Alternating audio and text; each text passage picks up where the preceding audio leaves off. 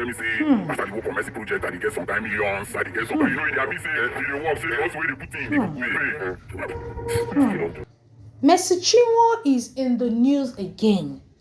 Gospel singer Mercy Chinwo Blessed is in the news again, and this time around not for something good.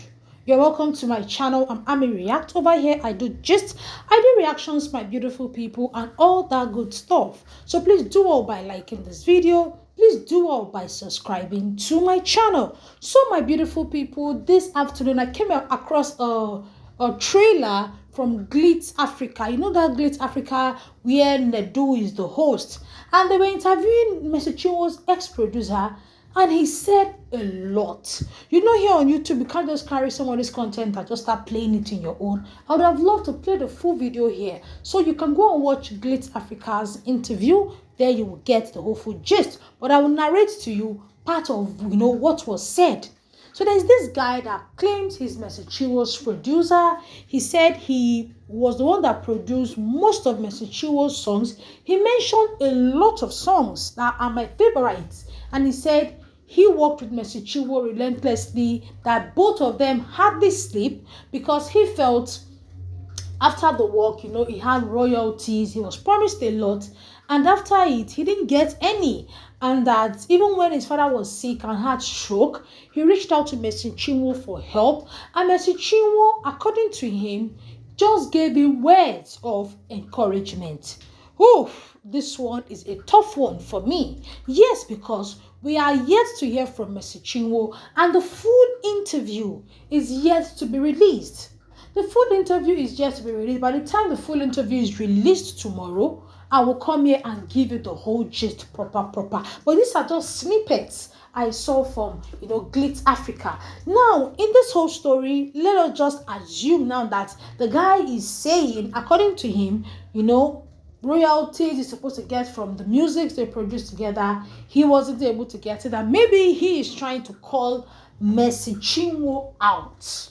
Now, we'll be analyzing this particular situation in two ways: Mercy Chinwo's direction, his direction, and our own direction and perspective.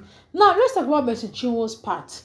If Mercy Chinwo employed you as a producer, the question is, did she pay you for your services? When she paid you for your services, like you said, you were promised royalties. Were those agreements documented, or was it them say? While you were working with Mercy as a producer, every cupboard that you were promised, were they documented, or was it just mere words of promise? That's the question I want to ask. Number 3, did you reach out to Mercy and ask for your royalties and you were denied them before coming out to make this interview? These were the questions I want to ask him. You know why? Because we've not heard from Mercy. We don't know how true this is. We don't know if truly this happened. This is an interview that we're just getting snippets from. By the time the full interview is out, we'll now know the direction to, you know, to point fingers. And like I always say, be it you're working with your pastor, your imam, any religion you are, I always say, when it comes to business, when it comes to money, try to put things straight. Try to sign agreements. Try to have a copy of the agreements, so that in case, you know, things go south, you can easily call that person out. We are coming somewhere.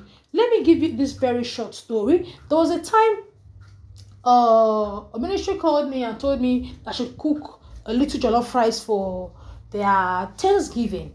I cooked the jollof rice. I was, you know how these our people used to do things now. They don't want to pay you the full amount. They tell you, don't worry, when you deliver, I will pay you. After the Thanksgiving, on Tuesday, I went for my money, and they said, the remaining money that remained, I should use it to sow seed in the ministry. I said, which ministry? Thank God me and you had an agreement that once I'm done with this job, you will pay me. That was how I was able to collect my money.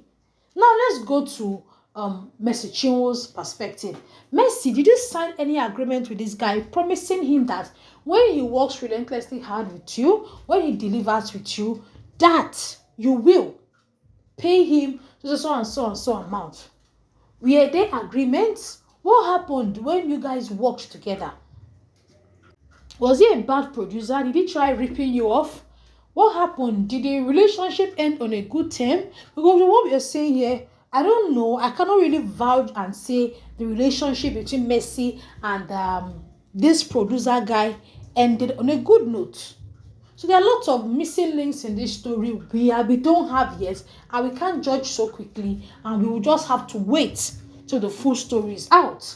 But if truly this guy worked for Mercy like he claimed, and Mercy didn't pay him his royalties when his dad was sick, Mercy didn't help him, although Mercy is not entitled to help him when his dad was sick. But let's just say, okay, because of Mercy's financial disposition, how God has blessed her, even if now 50,000 should have helped the guy. If truly, this guy worked for you and you didn't, pay, it's not really nice. It's not really nice. It's not really nice as a child of God, as a gospel minister, and a lot. It's not really nice. One thing me I always say is, as Christians, let's try. Let's try. Not that even me talking here, I'm not perfect, but let's try, in our actions, in our dealings with people, let's try to still show God. You understand? And I always advise those who care to listen. When even if you're dealings with somebody, be your pastor, be who the person wants to be, try to put out agreements. Try to make things clear.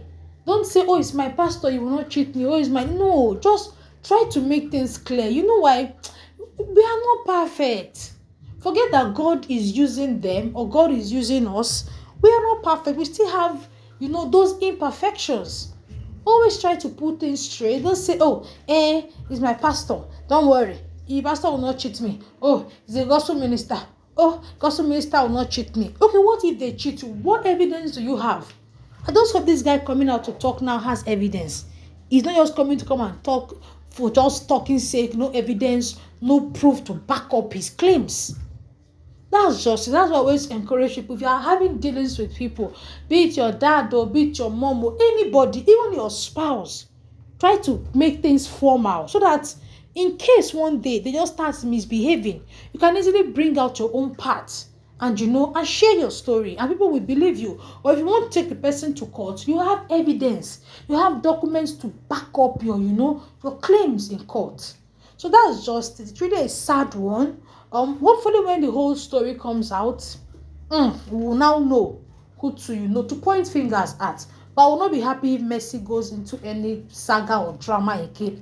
Please. The one she has entered this year is already enough. I beg. At this point, it's no longer healthy. It's no longer healthy.